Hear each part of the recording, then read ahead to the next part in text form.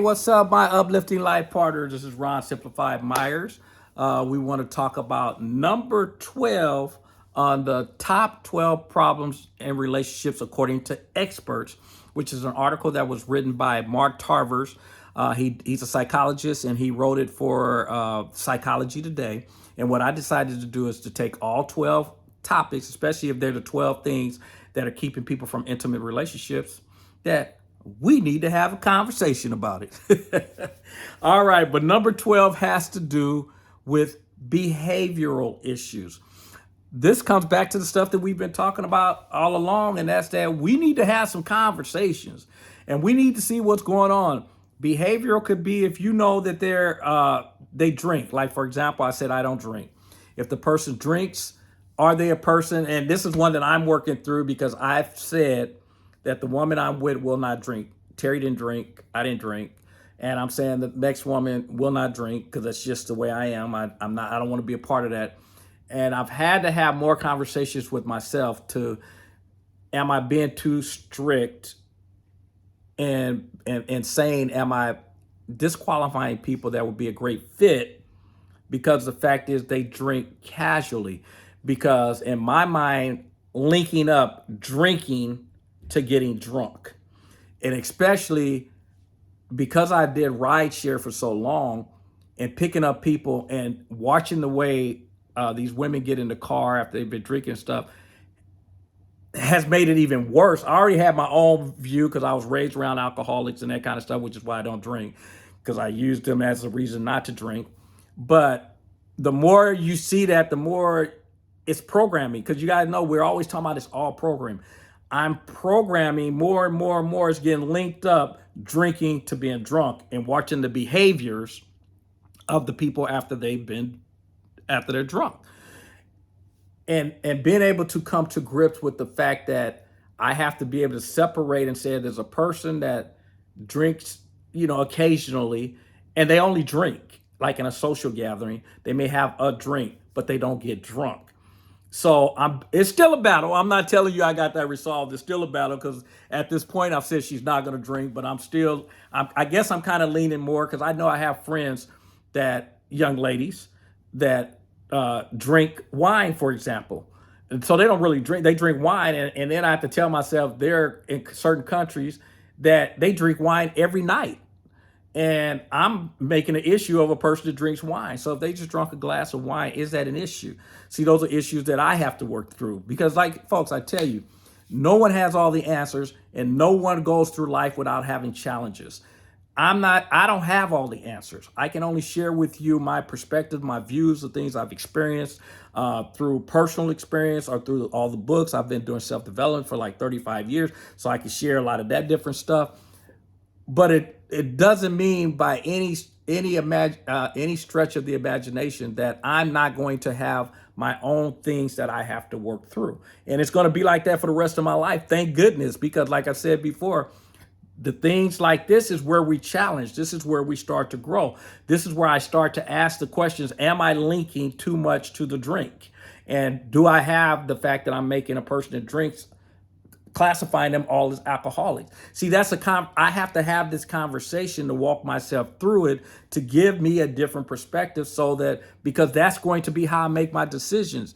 You follow me? So everything I share is for you to do the same thing. Take in and say, okay, I'm gathering data, stuff that Ron's sharing, stuff that I know, stuff that I've experienced, other books, other teachers, this and that, other, people call themselves gurus, and I'm taking all of these and I'm weighing all of them so that I can come to a conclusion that works best for my life and then run with it. So I'm just sharing that as a behavioral issue because I personally, that's one I still deal with in terms of I have linked it and I'm leaning more away from it because just as we're talking now, and I've had this conversation continuously, because I do know a lot of young ladies that drink casually, like I said, a glass of wine or something, especially if it's a romantic dinner or something, and me not linking that's a problem because I've been around too many that it was a problem after they start drinking.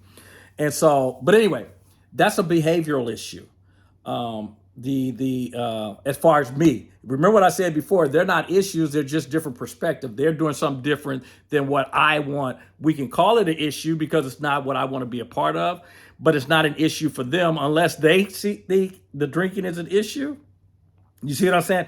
Then it's not a behavioral issue. It's the way they're choosing to live their life. I'm calling it a behavioral issue because it's something I don't agree with. And so you guys know I'm really trying to get us to stop labeling people and labeling things. And this is another one of those where you're labeling because someone doesn't do what you want them to do, that it's a behavioral issue.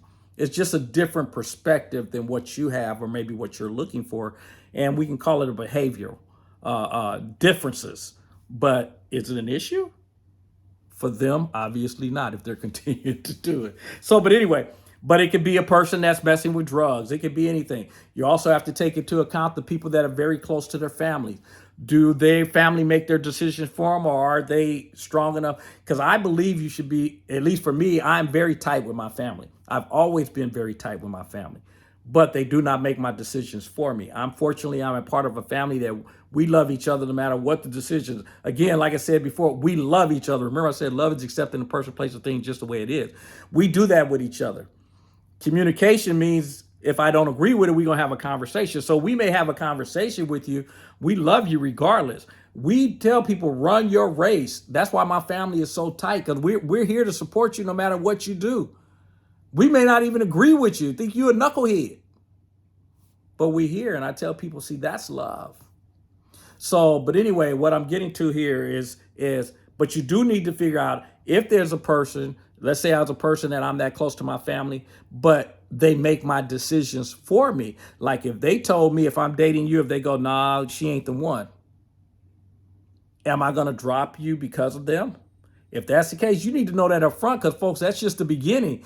If they're already making those kind of decisions up front, you guys gonna have a rough relationship, especially if you get in marriage, because she's gonna keep going to her family every time you guys have challenges and get their perspective and following them, or vice versa him. Because remember, I told you everything I teach goes both ways. But you need to address these things up front, recognize how this person is behaving, how they're running their life, if those are things that you agree with. Again, we talk about the red flags. If they're red flags, don't proceed.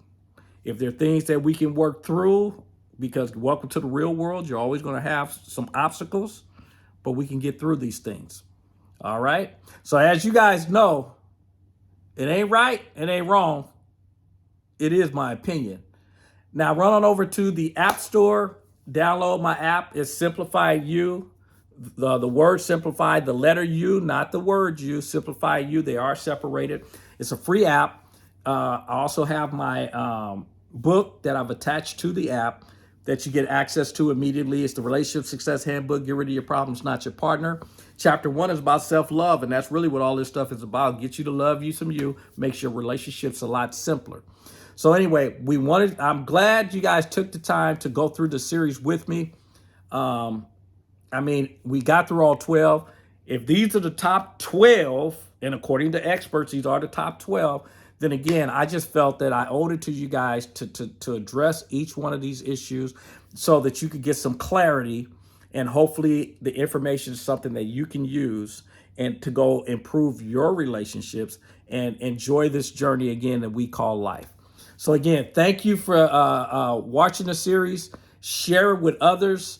I believe the information is valuable. Again, as I keep saying, I know I'm biased, but I do believe the information is of great value. Share it with others, and I appreciate it. And I look forward to talking to you guys the next series, whatever that is. But we wanted to make sure we got this one done for you because we wanted to eliminate the 12 issues, or at least cover the 12 issues that are keeping people from intimate relationships. All right. Again, you guys know if you're not having fun, you should be doing something else. All right. I'll talk to you soon. Take care. Bye-bye.